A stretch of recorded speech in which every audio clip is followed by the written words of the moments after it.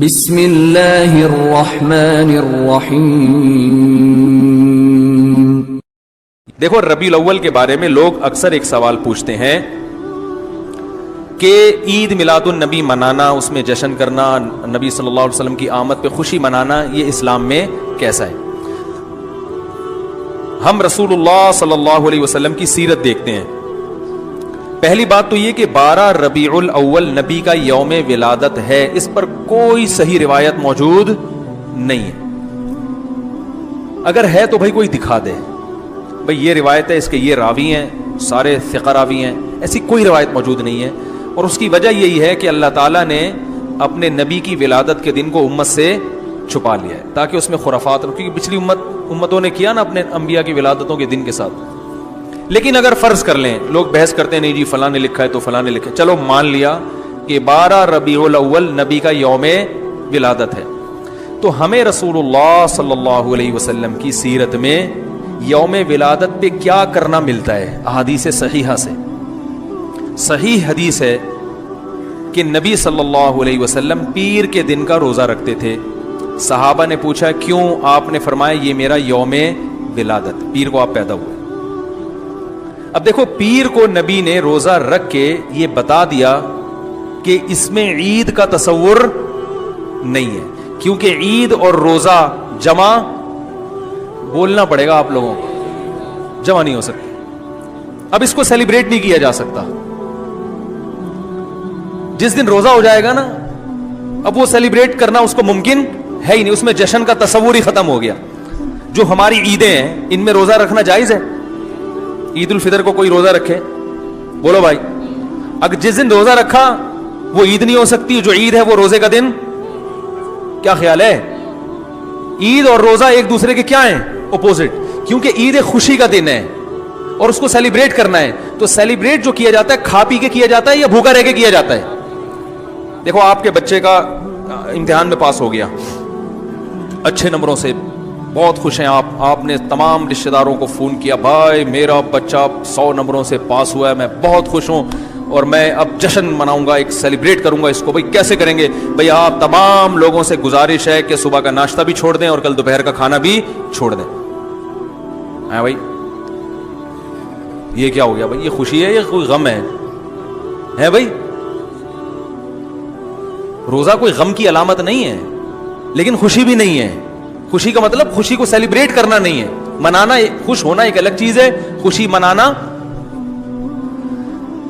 بھائی خوش ہونے پر تو ہم بھی کوئی پابندی نہیں لگا رہے کہ آپ 12 ربیع کو خوش ہو جائیں، مسئلہ ہے خوشی منانا۔ منانے کا صرف عید کو خوش ہونے پر کبھی بھی نہیں منائی جائے گی، صرف عید کے دن یا کوئی خوش یعنی یا کوئی کھانا کھلا کے۔ تو آپ کے بچہ 100 نمبروں سے پاس ہوا، آپ نے کہا کہ ہم خوشی منائیں گے۔ بھائی کیسے منائیں گے؟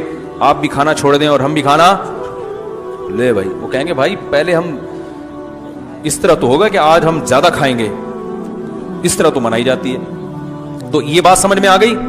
دوسری بات، دوسری دلیل، جمعے کا دن بھی چھوٹی عید ہے نا، اس کو بھی عید کہا گیا ہے روایتوں میں، اسی وجہ۔ اور عید کے بہت سارے احکام جمعے کے دن بھی لاگو ہوتے ہیں۔ غسل کر کے نہا دھو کے مسجد میں اجتماع ہوتا ہے، عید کے دن بھی غسل کر کے نہا دھو کے اجتماع ہوتا ہے۔ نبی جمعے کے دن بھی اچھے کپڑے پہنتے تھے، ہم عید کے دن بھی بولتے کیوں نہیں اچھے کپڑے پہنتے ہیں؟ جمعے کے دن بھی خوشبو لگا کے نہا دھو کے، عید کے دن بھی ایسے ہی۔ اور حدیث میں جمعے کے دن کو بھی روزے کے ساتھ خاص کرنے سے منع کیا گیا ہے۔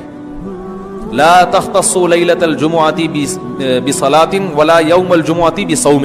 حدیث میں آتا ہے جمعے کی جو رات ہے اس کو عبادت کے ساتھ خاص مت کرو اور جمعے کے دن کو روزے کے ساتھ خاص مت۔ جمعے کو روزہ رکھنا کوئی اضافی فضیلت نہیں ہے،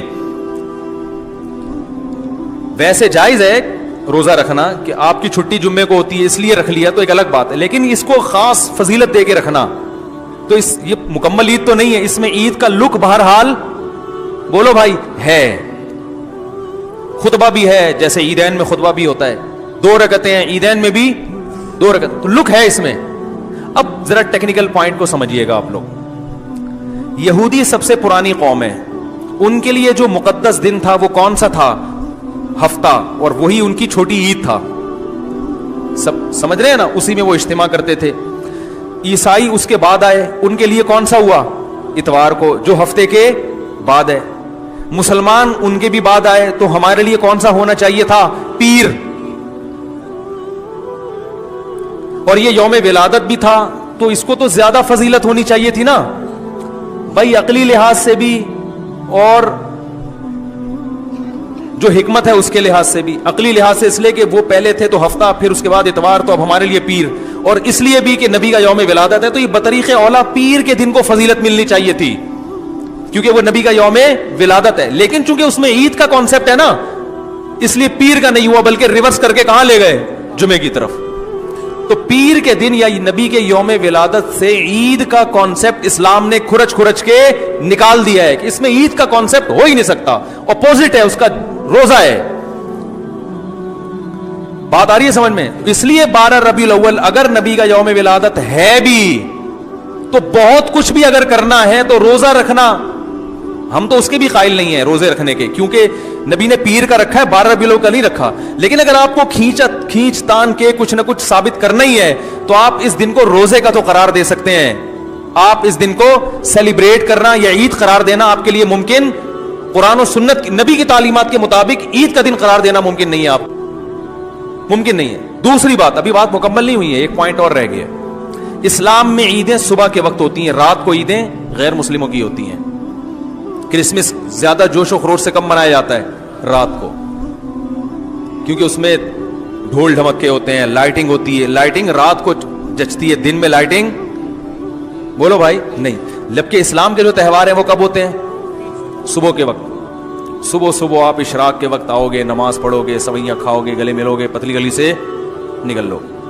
عید الاضحیٰ میں بھی صبح صبح آؤ گے, نماز پڑھو گے, قربانی کرو گے, گوشت کھاؤ گے, ٹھیک ہے نا. یہ سب کام تبھی فقہا نے لکھا ہے کہ مغرب کی نماز کے بعد جانور کو قربان کرنا مکروہ ہے, جائز ہے مگر مکروہ, کیونکہ شاعر اسلام میں سے دن میں ہوگا. یہ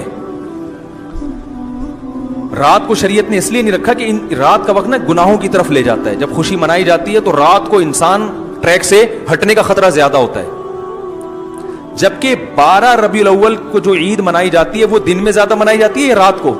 ساری لائٹنگ رات کو ہوتی ہے, سارے جو نعت اور میوزک کے ساتھ وہ سب کب ہو رہا ہے؟ رات کو. یہ خود اسلام کے مزاج کے خلاف ہے. تو پتہ ہی چلتا ہے بھائی, بہت معذرت کے ساتھ, کسی پہ طنز مقصد نہیں ہے. دیکھو اللہ اس کے رسول صلی اللہ علیہ وسلم کو فالو کرنا یہ عشق نبی ہے اصل. یاد رکھو, محبت میں جذبات پہ کنٹرول کرنا یہ زیادہ مشکل کام ہے, اور جذبات سے ہٹ کے, جذبات سے مغلوب ہو جانا یہ آسان بہت ہے, لیکن یہ حقیقی محبت کی علامت نہیں ہے. جب محبت ہو نا کسی کو, تو اپنے جذبات کو حدود کے اندر رکھے انسان محبت کا اظہار کرے. اپنے جذبات کو غالب کر لینا نبی کا عشق ہر مسلمان کو ہے. ہر ایک کا دل چاہتا ہے یہ کرے یوں کرے نبی کی یاد میں, لیکن آپ اپنے اس جذبات پہ کنٹرول کریں. بولے بھائی رسول اللہ صلی اللہ علیہ وسلم کی جو اطاعت ہے وہ پہلے ہے, اپنے جذبات